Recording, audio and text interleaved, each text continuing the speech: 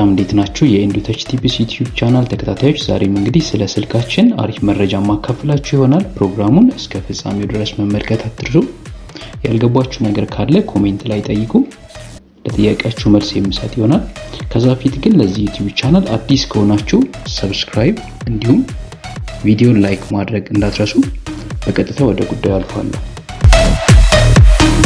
ስልካችን ስታክ የሚያደርግብን ከሆነ ሴቲንግ ላይ ገብተን በቀላሉ እንዴት እንደምናስተካክል እናያለን።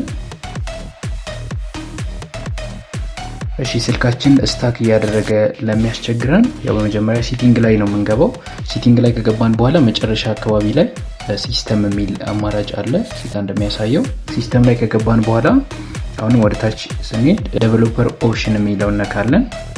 እሱን ከነካን በኋላ ከሚመጡልን ዝርዝሮች ላይ ወደ ታች ያስመርጠናል። ዝርዝሮች አሉ። ወደ ታች ካሳለፍን በኋላ የሚመጡልን እነዚህ በስክሪን ላይ እንደሚያሳየው ዊንዶ አኒሜሽን ስኬል፣ ትራንዚሽን አኒሜሽን ስኬል እንዲሁም አኒሜተር ዱሬሽን ስኬል የሚሉ አማራጮች አሉ። እዚህ ጋር 3 እንደሚያሳየው ማለት ነው። ስለዚህ ፍጥነቱን እንዲጨምርልን ወይም ደግሞ ስታክ ማድረጉን እንዲተው ስልኩ እነዚህን እንቀይራቸዋለን ማለት ነው። አኒሜሽን ስኬል እዚህ ጋር በመግባት አኒሜሽን ስኬል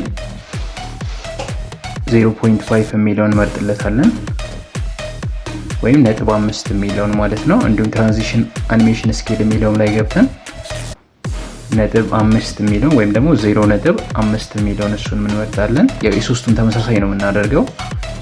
ይሄኛውንም አኒሜተር ዱሬሽን ስኬል የሚለውንም እንደዚሁ 0.5 እናደርገዋለን ማለት ነው።